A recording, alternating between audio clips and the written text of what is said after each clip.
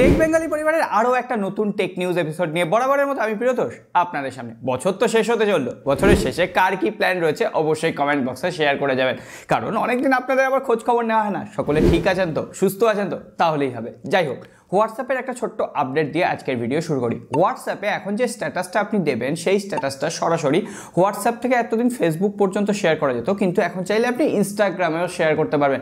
অর্থাৎ কোথাও গিয়ে হোয়াটসঅ্যাপ, ফেসবুক আর ইনস্টাগ্রামের মধ্যে কিন্তু একটা ইকোসিস্টেম তৈরি করতে চলেছেন মার্ক জুকারবার্গ। এই ব্যাপারে আপনার মত কি অবশ্যই কমেন্ট বক্সে লিখে জানাবেন। আর কমেন্ট করতে যখন যাচ্ছে তখন কষ্ট করে আর ফিরে আসার দরকার নেই, অবশ্যই 1,500 লাইক করা সম্পূর্ণ টার্গেট আপনাদের উপর দিয়ে। তাহলে চলুন, আরও বিধ্বংসী বেশ কিছু টেক নিউজ রয়েছে দেখেন। এরপরে গুগলের তরফ থেকে দুটো আপডেট রয়েছে, একটা ভালো আপডেট, একটা খারাপ আপডেট। যাই হোক, ভালো আপডেটটা হচ্ছে গুগলের যে অ্যান্ড্রয়েড অপারেটিং সিস্টেমটা আমরা আমাদের স্মার্টফোনে ব্যবহার করি, সেই অ্যান্ড্রয়েড অপারেটিং সিস্টেমে এখন থেকে ব্যাটারি হেলথ ফিচার দেখা যাবে। যদিও এখনই আসেনি, খুব তাড়াতাড়ি এই আপডেটটা রোল আউট করা হবে। হতে পারে অ্যান্ড্রয়েড 14-এর নেক্সট যে আপডেটটা আসছে সেই আপডেটেই আপনি এই ফিচারটা পেয়ে যাবেন, অথবা অ্যান্ড্রয়েড 15-এ তো 100% শিওর এটা আসবেই, কারণ অলরেডি গুগল এটাকে টেস্টিং করা শুরু করে দিয়েছে। শুধুমাত্র এটা যে গুগলের পিক্সেল ডিভাইসে আসবে এমন নয়, গুগলের অ্যান্ড্রয়েড অপারেটিং সিস্টেমের ওপর যদি কাস্টম কোনো রম থাকে, সেটা শাওমি হতে পারে, পোকো হতে পারে, রিয়েলমি হতে পারে, যে কোনো স্মার্টফোনেই আপনি অ্যান্ড্রয়েড ব্যাটারি হেলথ ফিচার দেখতে পাবেন। যাই হোক, গুগলের তরফ থেকে এবার একটা খারাপ খবর রয়েছে। 2024 সালে আর্টিফিশিয়াল ইন্টেলিজেন্সের ব্যবহার এতটাই বেড়ে যাবে গুগলের অন্দরমহলে, শোনা যাচ্ছে গুগল প্রায় 30,000 কর্মচারীকে বসিয়ে দিতে পারে। শুধুমাত্র গুগল বসাবে না, অন্যান্য টেক জায়ান্ট কোম্পানিও কিন্তু কর্মী ছাঁটাইয়ের দিকে 2024 সালে আরও বেশি করে এগোবে, কারণ আর্টিফিশিয়াল ইন্টেলিজেন্সই তারা অর্ধেক কাজ সেরে ফেলতে চাইবে।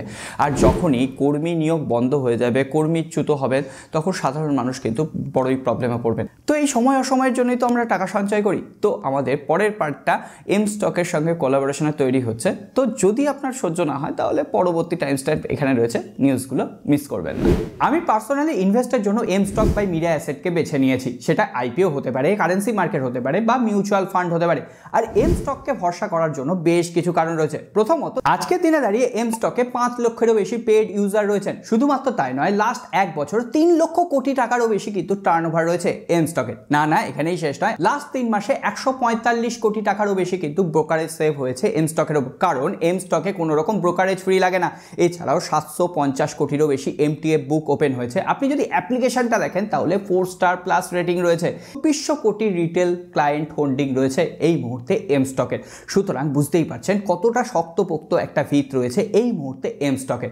শুধুমাত্র তাই নয়, এম স্টক বেশ কিছু গ্রাহকদের জন্য সুবিধা এনেছে। এম স্টকের বেশ কিছু পেড প্ল্যান রয়েছে, তার মধ্যে 999 টাকার প্ল্যানটা যদি আপনি নেন, সারা বছরের জন্য ব্রোকারেজ ফ্রি তো আপনার লাগবেই না, তার সঙ্গে সঙ্গে এএমসি প্ল্যানটাও কিন্তু আপনি ফ্রিতেই পেয়ে যাচ্ছেন। এছাড়াও 149-এর যে প্ল্যানটা ছিল এম স্টকের উপর, সেটাও কিন্তু এখন আপনাদের জন্য একদম ফ্রি করে দেওয়া হয়েছে। এছাড়াও আপনি এম স্টকের উপর এমটিএফ বুক ওপেন করতে পারবেন 6.99% থেকে। এই ধরনের সুযোগ আর কেউ দেবে না বস। ডেসক্রিপশন বক্সে এম স্টকের সমস্ত প্রয়োজনীয় লিঙ্ক দেওয়া আছে, একবার অবশ্যই চেক আউট করে নেবেন। যাই হোক, এবার একটু বড় লোকদের খবরে আসি। না মানে ম্যাকবুক যারা ইউজ করছেন, ম্যাকবুক যদি ইউজ করেন তাহলে অবশ্যই গিয়ে লেটেস্ট আপডেটটা চেক করুন। আপডেট এলে সরাসরি আপডেট করে নিন, কারণ আগের যে ভার্সানটা আপনার ম্যাকবুকে চলছে সেটাই হয়তো সমস্যা থাকতে পারে, বিভিন্ন ধরনের সিকিউরিটি ফ্ল থাকতে পারে, ফলে হ্যাকাররা খুব তাড়াতাড়ি আপনার ম্যাকবুকটা হ্যাক করতে পারে। কারণ খবরটা একেবারেই উড়ো নয়, সাইবার সিকিউরিটি সেল থেকে কিন্তু একটা অ্যালার্ট জারি করা হয়েছে, ফলে এখনই আপডেট করুন। দরকার পড়লে অ্যাপেলের আইফোন চেক করার হলেও করে দিন। স্যামসাংয়ের S24 সিরিজ নিয়ে হুলুস তুলুস পড়ে গেছে, তবে যে কথাগুলো কেউ বলছে না সেই কয়েকটা কথা আপনাদের বলে দিই। S24 সিরিজ আসছে ঠিকই, সেখানে 3টে ফোন থাকবে, S24, S24 প্লাস এবং S24 আলট্রা। এবারে সব থেকে বেশি ইমপ্রুভমেন্ট থাকবে এআই ফিচারে। হ্যাঁ, আর্টিফিশিয়াল ইন্টেলিজেন্সের বেশ কিছু ফিচার অ্যাভেলেবেল থাকবে ঠিকই, সেই ফিচারগুলো কিন্তু নতুন কোনো ফিচার নয়। বেশ কিছু ফিচার আমরা গুগলের পিক্সেল ডিভাইসে অলরেডি পেয়ে গেছি, এমনকি থার্ড পার্টি ওয়েবসাইট থেকেও এই ফিচারগুলো আমরা অলরেডি অ্যাক্সেস করছি। এমনকি লাইভ কল ট্রান্সফর্মিং যে ব্যাপারটা, অর্থাৎ আমি বাংলা ভাষায় কথা বলছি, অপর প্রান্তে যদি কেউ স্প্যানিশ বা রাশিয়ান ভাষার লোক থাকে, তিনি রাশিয়ান বা স্প্যানিশ ভাষায় খবরটা শুনতে পাবেন, বা উনি যে রাশিয়ান ভাষায় কথাটা বলবেন আমি সেটা বাংলা ভাষায় শুনতে পাবো। তো এই ব্যাপারটা কতটা এখনই কাজের সেটা কিন্তু বলা যাচ্ছে না। আদৌ এই ফিচারগুলো আমাদের ব্যক্তিগত লাইফে কতটা কাজে লাগবে সেটা তো সময় বলবে। তবে হ্যাঁ, বেশ কিছু জায়গায় ইমপ্রুভমেন্ট থাকছে, যেমন 50 মেগাপিক্সেলের এবার টেলিফটো সেন্সার থাকছে শুধুমাত্র S24 আলট্রা যে ভ্যারিয়েন্টটা সেখানে। এমনকি সেখানে বলা বলা হচ্ছে 10x পর্যন্ত পেরিস্কোপিক জুম লেন্স থাকবে এবং সেটা আগেও ছিল। তো দেখা যাক এবার কোয়ালিটি কতটা ইমপ্রুভ করতে পারে। তবে হ্যাঁ, S24 সিরিজে বিশেষ করে আলট্রা যে ফোনটায় এবারে কিন্তু আর কার্ভ ডিসপ্লে থাকছে না, হয়তো বেশ কিছুটা ফ্ল্যাট ডিসপ্লে হয়ে যাবে, যেটা আমার একেবারেই পছন্দ হয়নি। এমনকি ফাস্ট চার্জিংয়ের গুরুত্ব বাড়েনি, একই ধরনের ফাস্ট চার্জিং দেওয়া হচ্ছে। এবার অন্তত স্যামসাংকে ফাস্ট চার্জিং দেওয়া উচিত ছিল। বক্সে তো কোনো রকম চার্জার থাকছেই না। এছাড়াও S24 এবং S24 প্লাস দুটো ফোনই বেস ভ্যারিয়েন্ট এবারও 8GB থেকেই শুরু হচ্ছে। তো এতগুলো পয়েন্ট নিয়ে দেখা যাক S24 সিরিজ কতটা ধামাকাদার করতে পারে। আর যদি আমাদের রিজিয়নে কোনো ক্রমে যদি আবার সেই এক্সিনোস ভার্সন জোটে, তাহলে S24 সিরিজ ফ্লপ হতে বাধ্য। আপনাদের মত জানাবেন। তবে হ্যাঁ, সবাই তো আর আমরা দামি দামি ফোন কিনবো না, কেউ কেউ তো কম দামি ফোনের দিকেও দৌড়বো। তবে হ্যাঁ, স্যামসাংয়ের কম দামি ফোনের বাজারটা না একেবারে প্রায় নষ্ট হয়ে গেছে বললেই চলে। সেখানে একটাও ভালো ফোন নেই। 20,000 রুপি যদি আপনার বাজেট থাকে, তাহলে স্যামসাংয়ের একটা ফোনও আমরা রেকমেন্ড করতে পারছি না, যেটা লোককে বলবো আর লোকে একবারে কিনবে। যাই হোক, সেই মার্কেটে দুটো ফোন আসতে চলেছে। একটা হচ্ছে স্যামসাং গ্যালাক্সি A15, যেখানে মিডিয়াটেকের Dimensity 6100 চিপসেট থাকছে। সেই ফোনটারই দাম আবার 15,000 রুপি করা হচ্ছে। IPS LCD panel display, 90 Hz refresh rate রয়েছে, 5000 mAh ব্যাটারি রয়েছে, 50 মেগাপিক্সেলের ক্যামেরা রয়েছে। এই ওভারঅল ফোনটার দাম 10 থেকে 12,000 হলে হয়তো ভেবে দেখা যেত। অন্যদিকে A25, যেটার দাম আবার 20,000 রুপি, সেখানে পাঞ্চল ডিসপ্লেতে থাকছেই না, ড্রপ নচ ডিসপ্লে থাকছে, আর এক্সিনোসের 1280 চিপসেট থাকছে। তো দেখা যাক স্যামসাংয়ের এই টালমাটাল অবস্থাটা কবে ঠিক হয়। এতদিন পর্যন্ত ইনফিনিক্স বাজেটে বেশ ভালো কাজ করলেও এবার সেই জায়গাটা ধরতে চলেছে টেকনো। ইনফিনিক্স 030 4G বলে একটা স্মার্টফোন আসার কথা ছিল, আদপে সেই স্মার্টফোনটা আসেনি। কিন্তু সেই স্মার্টফোনটারই মতো টেকনো স্পার্ক 20 প্রো বলে একটা নতুন স্মার্টফোন আসতে চলেছে, যেটার দাম 15,000 রুপি নিচে হবে, যেখানে 120 হার্জের কার্ভড অ্যামোলেড প্যানেল থাকবে। এছাড়াও 32 মেগাপিক্সেলের সেলফি ক্যামেরা, 108 মেগাপিক্সেলের প্রাইমারি ক্যামেরা থাকছে।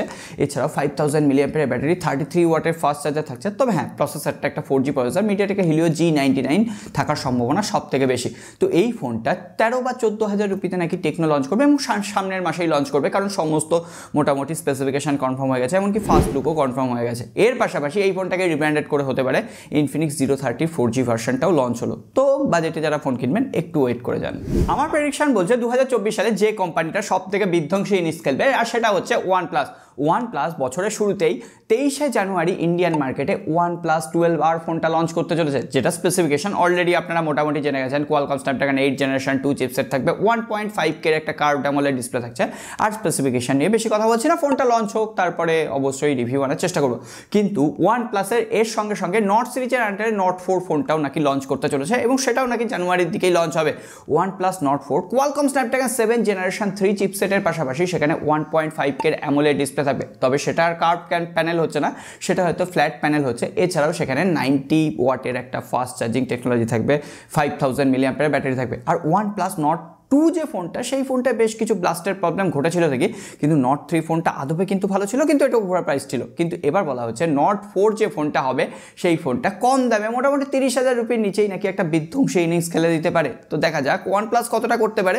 তবে আপনি এখনই একটা জিনিস দেখে নিতে পারেন, সাবস্ক্রাইব বাটনটা বাস করে রাখবেন, তাহলে এই ধরনের এক্সক্লুসিভ খবরগুলো সবার আগে আপনার কাছে পৌঁছে যাবে। আজকে আর কোনো রকম কথা বাড়ছি না, সকলে ভালো থাকবেন, দেখা হবে আগামী পর্বে। Investments in securities markets are subject to market risks. Read all the related documents carefully before investing.